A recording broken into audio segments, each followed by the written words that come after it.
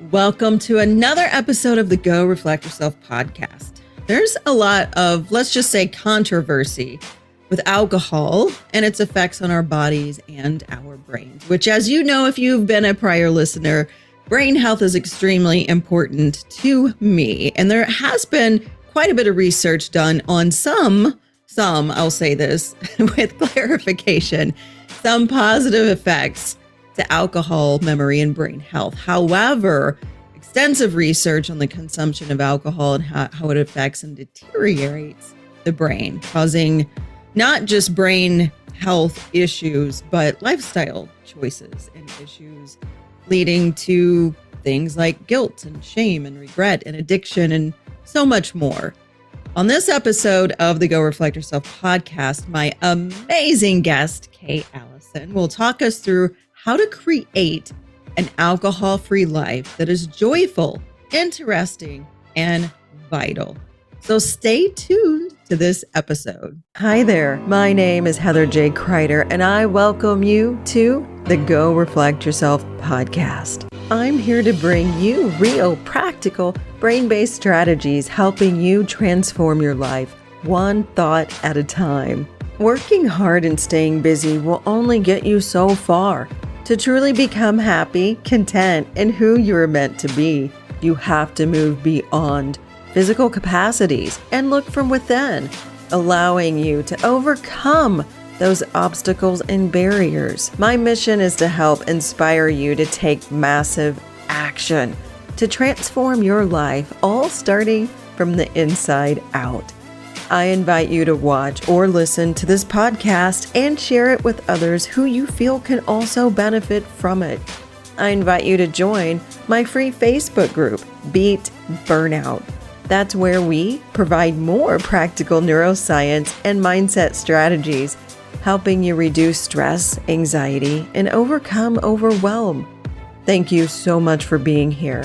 I'm honored and grateful for you. You are stronger than you believe. You have greater powers than you know.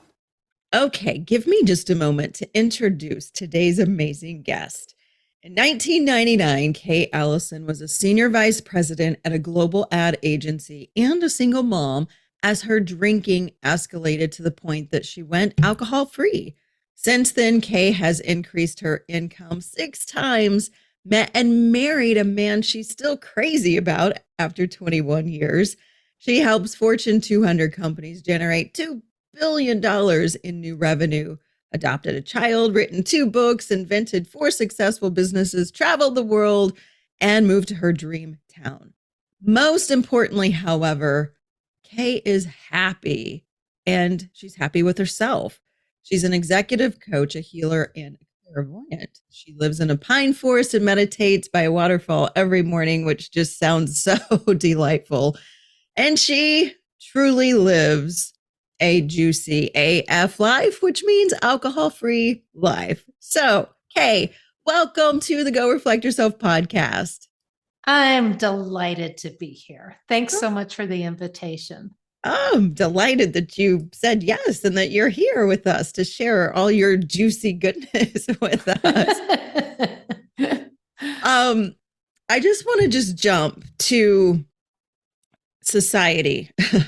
Society has this alcohol social, it's okay as long as you're functioning and you're successful. It's looked at as just normal, part of our culture in many cultures, but especially today.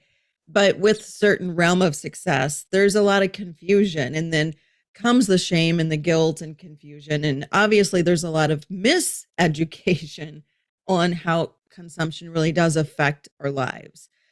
I want to side pivot here before I ask my real question out of this. This is not a conversation about addiction, but I just want to set the stage that this is a topic that is extremely close to my heart because I lost a sister to addiction, I'm which sorry. started from alcohol. And again, from a brain perspective and all the other things that go along with it.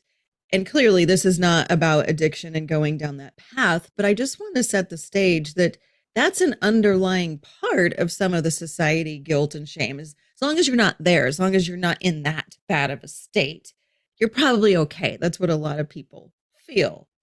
So, bringing it back to you, my wonderful, amazing guest, when did you first notice and how alcohol being an issue?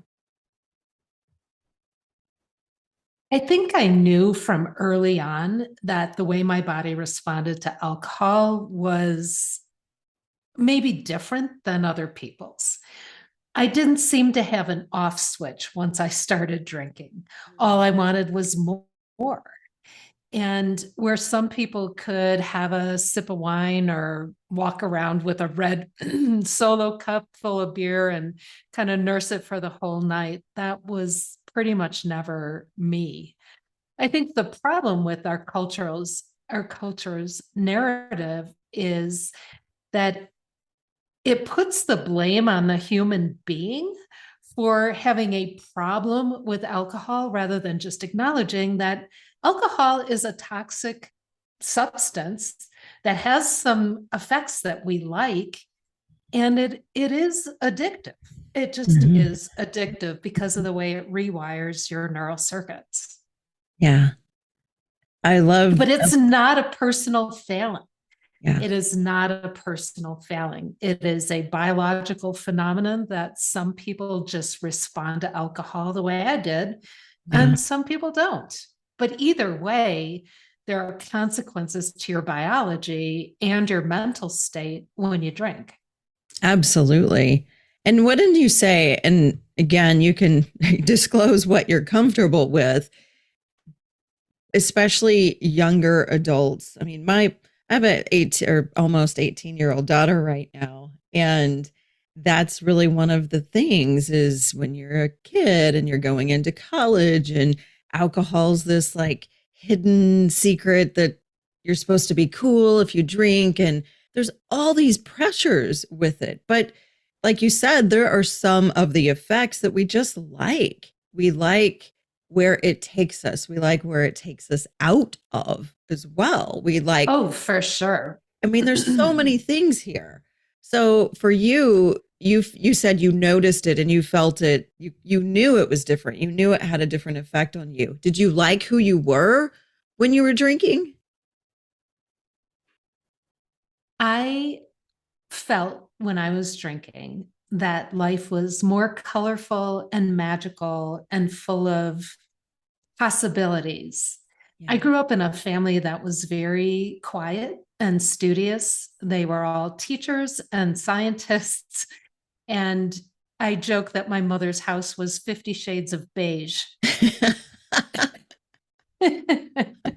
And I have no beige. Like I'm wearing bright red glasses That's and why you're so colorful. You're like, nope. it's true. Well, and I mean, there's a method to the madness, Yeah. right? So drinking gave me an escape from that, what felt Yeah. very confining and rigid and quiet to me, into this life of color and possibility. Yeah. And so if I couldn't create that color and possibility for myself in my real life, not my kind of drinking life, Yeah. then I don't think I would be interested in being alcohol free for 23 years, which is what Sure. I've been able to do. Wow.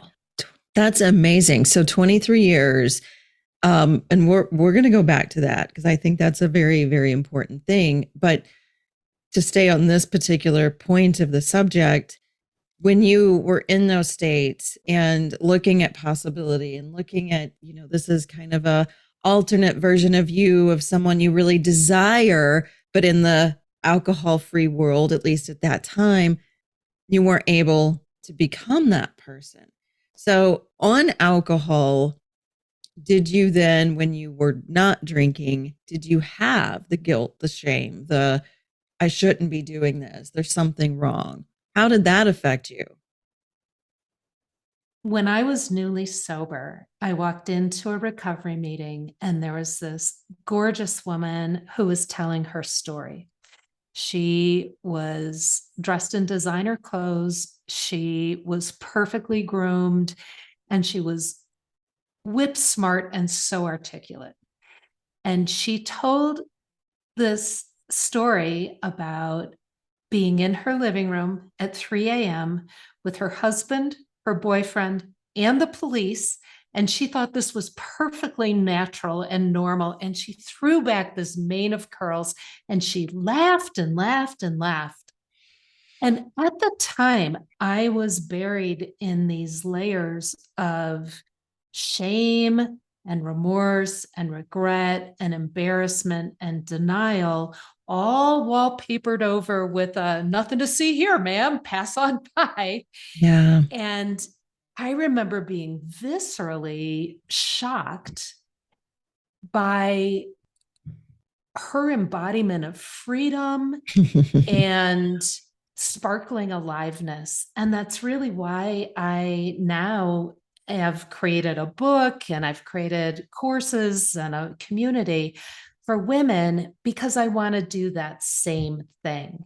Yeah. I think shame has no place in this. It has no place in this. And that is why I deliberately am so matter of fact about the stuff that I've done in the past, because my life is now wonderful. And I've used all those experiences as learning experiences, and they've all furthered my growth as a human being. Yeah. And I love that you're willing to share that. And so it really comes down to just being vulnerable and accepting at the same time. Would you say for you, your experience in dealing with others, that this is more problematic for women? Because you talked about that, nothing to see here. Don't look behind the curtain. If I reveal who I really am, there's all these things that I'm opening myself up to. And oh my goodness, what if you don't like me? What if you judge me? What if, which is useless too. So my question out of all that is, women and men too, this is not a gender thing, but it kind of is at the same time, because women have so different attachment to emotions, and that vulnerability is very difficult. So how do you speak to that, especially watching this woman who was so incredibly free about it? What I have found in being alcohol free is that 12-step recovery programs were created by men in the 1930s, when culturally men were seen as the king of the castle. Yeah. And they came in with these gigantic, grandiose egos that really needed to be punctured. Where I have been surprised is most of the women that I work with, it's not about having a grandiose ego. It's about feeling like we're not good enough.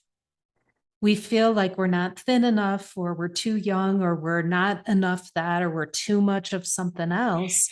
And so all the work that AA does to puncture your ego, like reminding yourself on a daily basis where you're selfish, resentful, dishonest, or afraid, it only makes our problem worse. It is not an antidote. And so what I've created is kind of the flip, which is, gosh, let's pick one virtue or value or spiritual principle to practice every single week, like amusement or honesty or compassion. And then let's track our progress and what we're learning about embodying honesty as we go through our week, and see what we learn about it. Yeah. Right. So we're looking at how are we moving forward rather than always criticizing ourselves. That to me is the biggest distinction between men with, whose habit of drinking has become negative for them, and women. It's just a fundamental, and I also think cultural issue. Mm-hmm. Absolutely. And there's so much there. And I just want to comment on every single thing you said, but I'm going to temper myself a little bit here, because there's a lot that really comes out of that. Do you find, because that's what this really comes down to, is being comfortable in our own skin. and loving ourselves despite the flaws, despite the necessity to grow, despite that we are just human beings having a human experience. And that's moment to moment. And alcohol sometimes, most often, changes that physiology. It takes us to a different place. It, lowers the inhibitions, all of these things. And yeah, it can be quite fun and it can be quite enjoyable. So 23 years you have been alcohol free.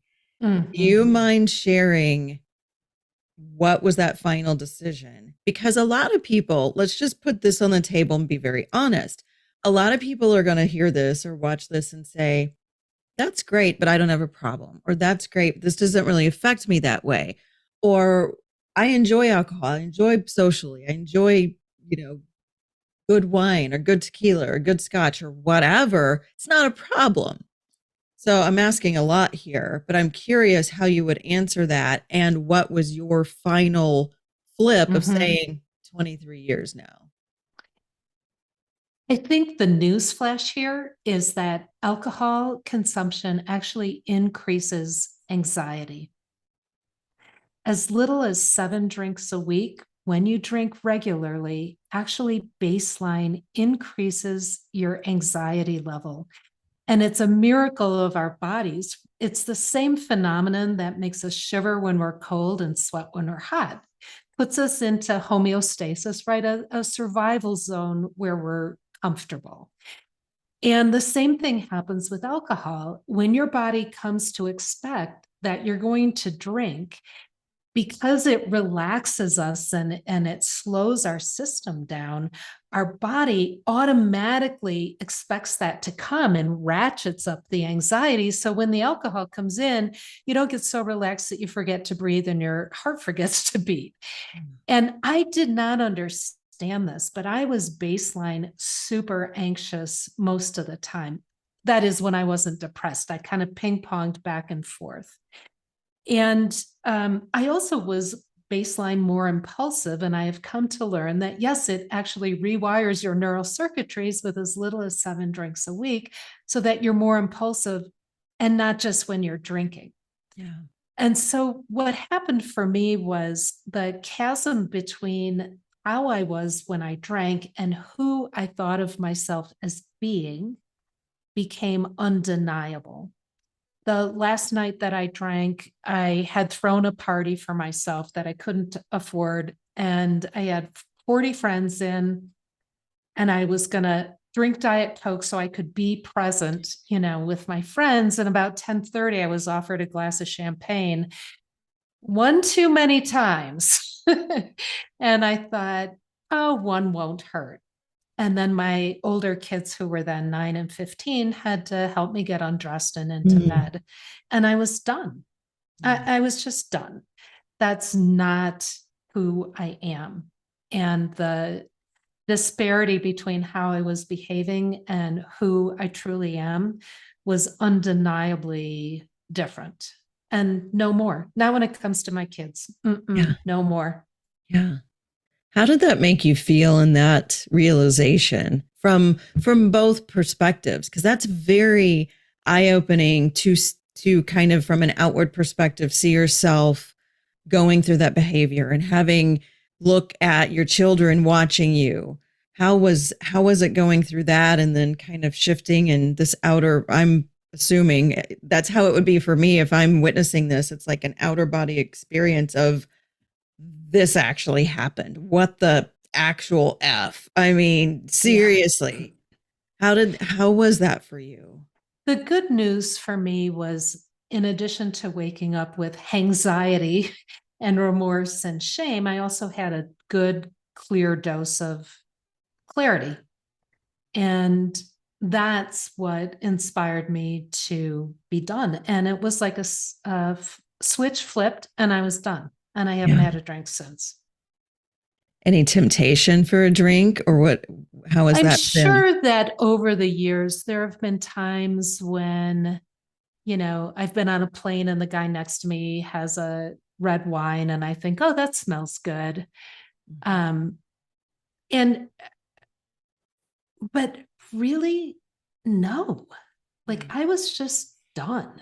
Yeah. And I think that for the women who are listening who haven't had that experience, you know, mommy wine culture is a big deal in our Mhm. culture right now. And I just think that the message that we are have absorbed is that we need to be buzzed or hungover to raise our kids. Mhm. And it's the same that the 1950s housewives with their Vicodin, with Mama's Little Helper, Mhm. they were getting high because they were so bored out of their skulls, and we're getting high because we're so overwhelmed. Yeah. But the problem with it is that it drains our energy so much that we don't have the energy that it takes to stand with our hands on our hips saying, no more. Yeah. No more. You're asking us to do too many things. I Yeah. mean, after I stopped drinking, I increased my income by a multiple of 6, which is mind blowing, but it made me realize how much energy I was draining every night, every morning by trying to get my physiology back to feeling Yeah. okay enough, or pretending that everything was fine. Yeah. It took a ton of my energy. And so what I'm saying to the women that are listening to us, man, is that really where you want to spend your energy? Yeah. Just that reset cycle every single time. And then, like you said, it changes your baseline and then your brain stays in this overactive state. And it's just this spiral. I mean, and then the negativity comes and then you're really strengthening the brain because now you've got the pessimism part that's just so incredibly ingrained in this cycle. No wonder we're so stressed out and burned out. Look at what we're doing to It's ourselves. it's insidious, Yeah. right? I mean, it's just an insidious cycle, and it doesn't mean that there's a problem, and it Yeah. doesn't mean you're an alcoholic, and it doesn't mean that you are at fault. It's simply a question of, do the benefits of alcohol outweigh the costs? And I would ask your listeners to take a piece of paper and draw a line down the middle. And on the left side, write what you get from it, because there are things that we get from it. Yeah. And then on the right hand side, make a list of what it costs you. And then pay attention to which of those things is more important and which of those things is longer lasting. Yeah. Well, and the longer lasting part is really what's most important here.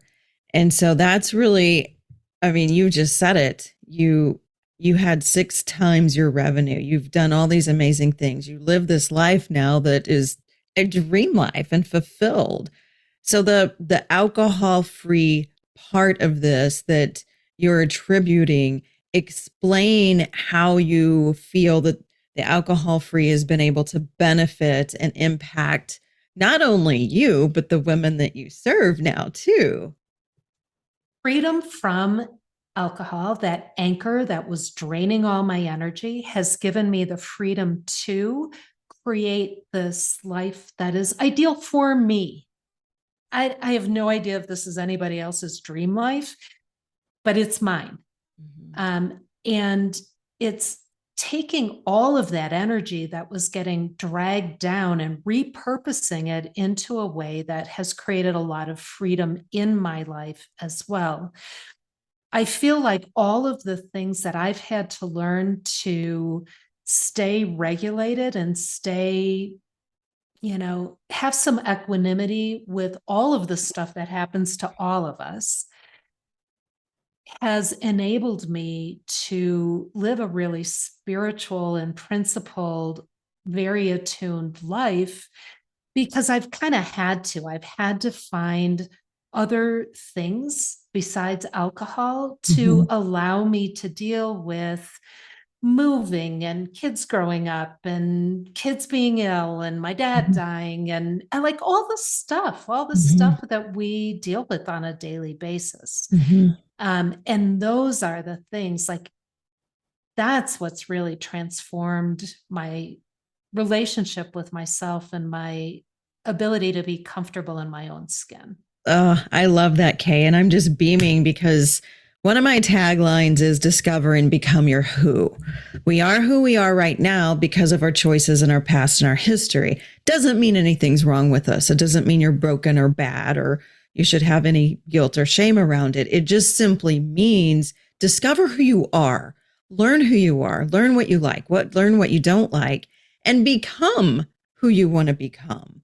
And what I'm hearing you say is the freedom and the energy and the presence that being alcohol free has allowed you. You've been able to be fully in tune with who you are and who you want to become. So you can actually do that and have joy and fulfillment and transform all of these things into positive ways of being and living. Would you agree? Like, oh my gosh, you just said my whole core message in like a sentence. I love it. Yeah, it's exactly right. And all of those experiences, to me, well, I'm going to tell you a story. Do you remember the joke about the little girl that was given a pile of manure for her birthday? And she got out the shovel and she started digging. And when somebody asked her why she was doing that, she said, with all the shit around here, there's got to be a pony somewhere. That's right. And that's the way I feel about all the stuff that I was so ashamed of. It's like, there is gold in there somewhere. Yeah. And what is it? And when I make mistakes today, or my mood is too up or too down or too sideways, what can I learn from this today? If I'm afraid about launching a new offer, great. Let's work with the fear, because that's the fastest way to get actualized or to God or to your higher self, however you want to think about that. Yeah, that's beautiful. And that's a great reminder too, because there's piles of manure everywhere. Right. There just are. And that's, it's interesting because I was just, as you were saying that, I was thinking about a lot of my clients and just people who I have conversations with. It really boils down to how. That becomes such a common question. How? This sounds great. It sounds great in theory. It sounds great to have this life, to blah, blah, blah, to be fulfilled, to live into your higher purpose, to find your passion.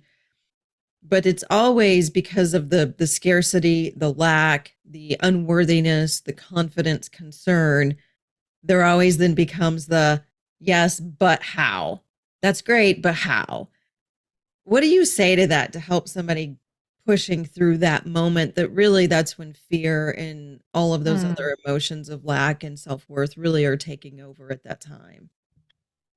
I mean, that's why I have created a course to really lay out a series of experiments for women to learn from their own experience.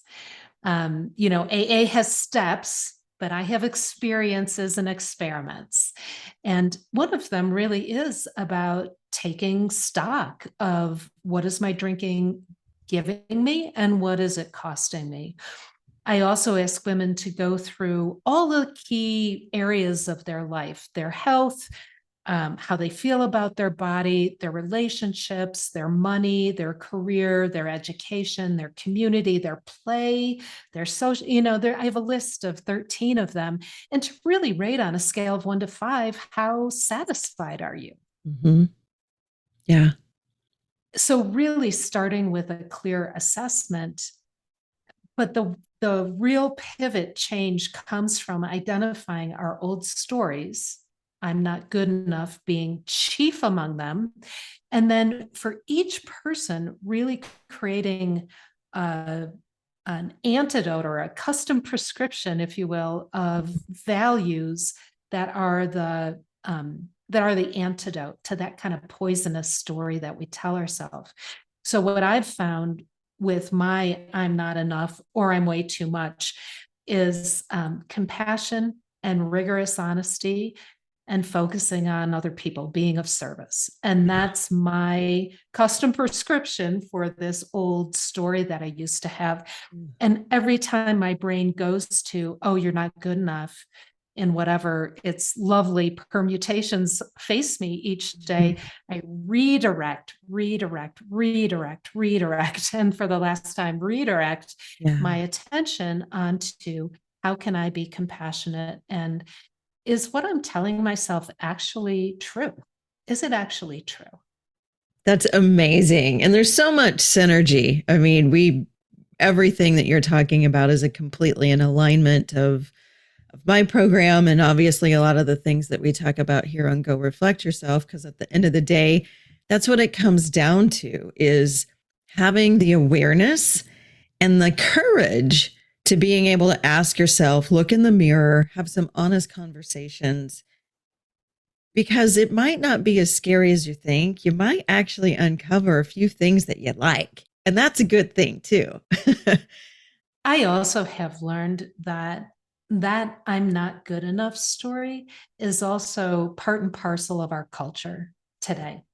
And you can't, I think, be a female alive in 2022 and not have picked up some of that via osmosis. I mean, every magazine cover tells us that we're not good enough. And every advertisement that we see tells us that we have to have this thing or that thing in order to be okay.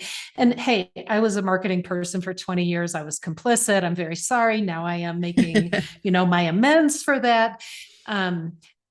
So the reason I'm saying that is it's not a pathology that is unique to my flaws and my brokenness. It is part and parcel of what we are told we are as women today. We're either way too much or really inadequate. And so I get to experience that as part of today's culture. It just takes the sting out of it a little bit. Yeah. And it's about the tools. And so I love that you're giving these prescriptions. Everybody comes up with their own to really work and identify of what is going to best balance whatever's going on. And that's a big part of it. I mean, what you said is so, so true. The stories that constantly, the more that we replay them, the more that we're just firming them up and deep seeding them into that memory part of the brain. But we're just really giving them more power every time we say them, every time we constantly lean into that. So having the awareness and then having the prescription, I love that. Let me ask you this question, because I think it's a really important one. Willpower. Talk about willpower in drinking, because I think that just talk about that. Well, number one, willpower won't work. It just won't work. And there are a couple reasons for that. One is your biology conspires against you. I mean, if you had diarrhea, willpower is not going to help you. And sorry to be gross, but the same thing's true with alcohol, just because of the way it changes our neural circuits. It hardwires you to make drinking more of a habit. You can't help it. It's biology. Yeah. The second thing is that you set yourself up with your environment, and not just, and your physical environment. You know how they say the weight loss battle is fought in the grocery store? Like if you bring the Oreos home, somebody's going to eat them. That's right. And the same thing's true for drinking. If your environment is full of drinking stuff, alcohol in the glasses and the fancy this and that, we're creatures of our environment. Yeah. The third thing is our social environment is also really influential. There's research that shows that if your 5 best friends are overweight, you're probably overweight too. Or if they smoke, you probably smoke too. And if they drink, guess what? You probably drink too. Yeah. And so willpower is a wimp compared to your environment, your social life, and your biology. It just is the wrong tool for the fight. Yeah, I love the way you framed that, because it's so true. And that goes back to the Jim Rohn quote of you become who your 5 closest influences are. And that includes what you put in your brain. That includes what you read. That includes what you watch. And so again, if all these things are sensationalized and then all of a sudden you just say, nope, I'm going to flip a switch. You've got to really start flipping switches everywhere and take a good hard look at what you're putting in your brain and obviously your body as well. So I love the way you framed that. Yeah, thanks. And what I found I needed to change that up was a roadmap for how to do that. And I needed some companionship. Yeah. Because people that drink tend to feel really isolated. And we also pretend that everything's fine, everything's fine. And to understand that there are other human beings that are going through the same thing you are, or who have already gone through it, like that woman who was so alive to me and so free. Those are the two important ingredients. You need the roadmap, the how-to, the directions, and you need some companionship. Yeah, no, that's really beautiful. Thank you. Now you've written your book and you've focused on a community specifically for women to be able to really live in. And I want to read one of the things the way you've got this written. Create an alcohol-free life that's joyful, interesting, and vital with proven tools, ideas, and experiences that will transform your anxiety, shame, and remorse into a life awash in love and literally dreams come true. I love how you have phrased that because it's not about, hey, get rid of alcohol and you'll be fine. It's here's tools, here's ideas. And again, you've already talked about that of your own experiments and experiences to help you transform. Can you talk a little bit more about your community and who it would really be a good fit for? It seems that the women that get attracted to what I'm doing are successful and they look good. They look good. I mean, they're not, DCFS is not knocking on the door and taking their children away. Right. They're educated, they're articulate, and they have friends. Like it looks like everything's fine. Yeah. And yet there's some niggling going on. Oh, my health isn't, I've got this weird little line that I don't like on my face, or, I just feel bad about what I did last night. And the first program that I have is a 21-day experiment. An experiment for 21 days. I'll give you some tools. We'll have a community. And if it's not better, alcohol-free, why bother? I mean, really, legitimately, if it's not better, why bother? I am not a, dogmatic preacher on the corner saying you're going to go to hell because you're sinning if you drink. What I'm saying to you is you don't have to quit drinking forever. You're not a bad person. Come in and experiment with this and see what that freedom feels like for you. That is amazing.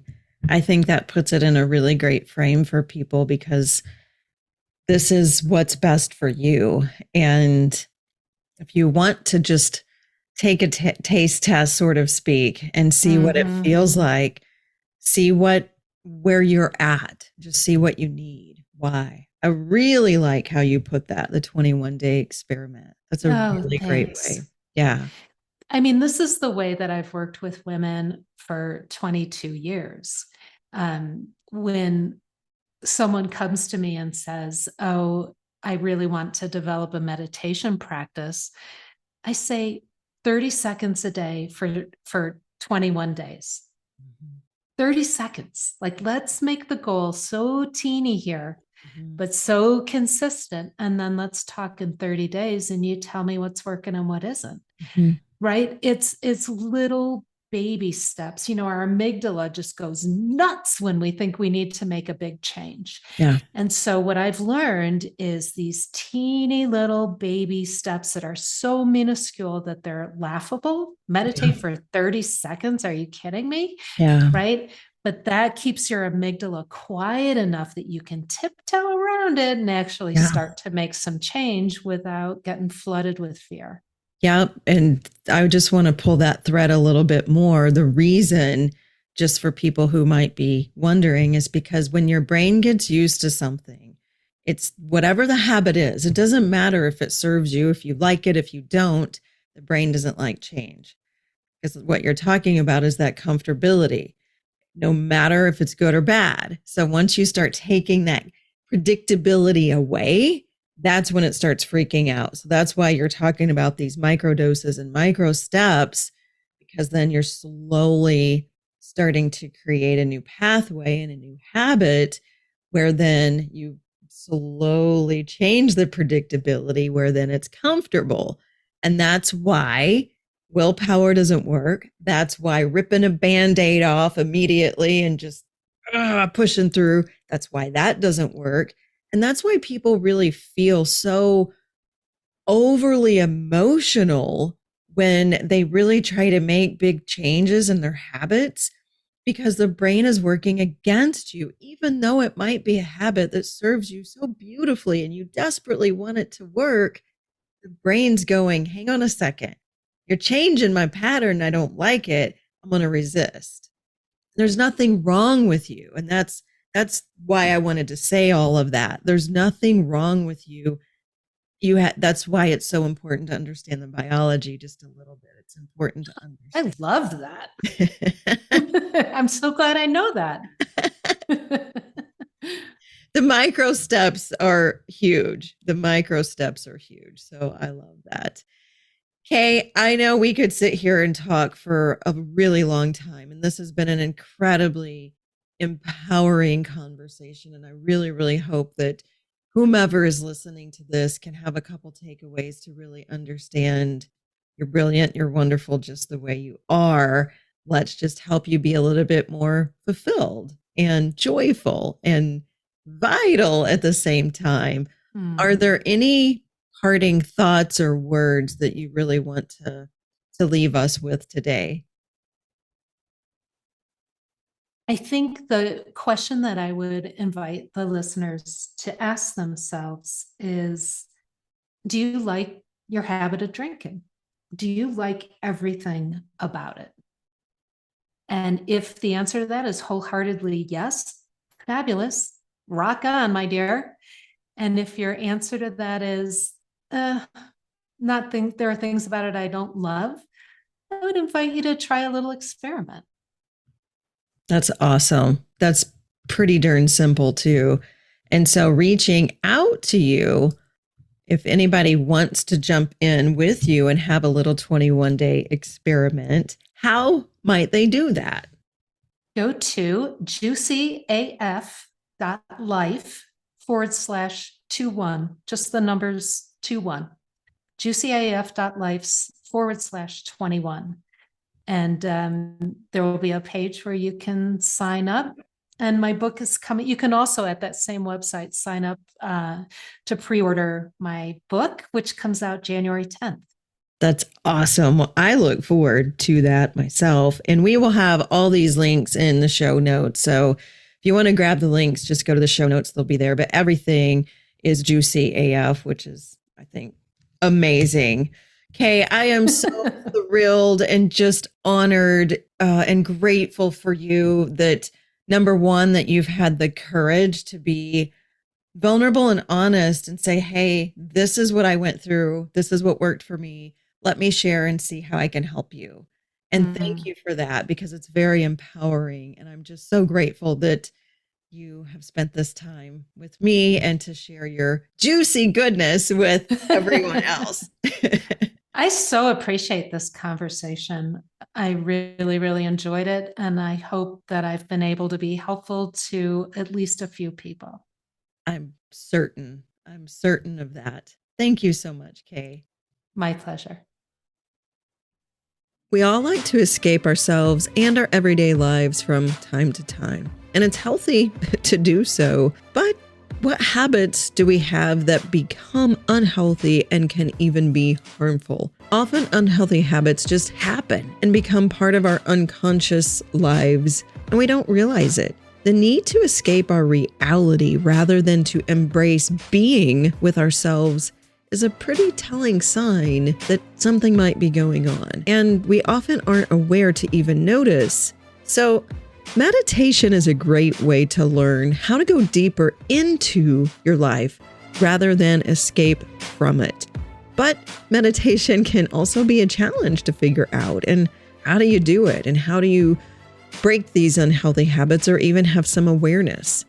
I'd like to invite you to meet me over at my Facebook group called Beat Burnout, where I post neuroscience-backed practices that can help you learn to go deeper into your life and learn positive ways to cope with stress and definitely avoid burnout. I posted recently a free meditation titled Your Getaway.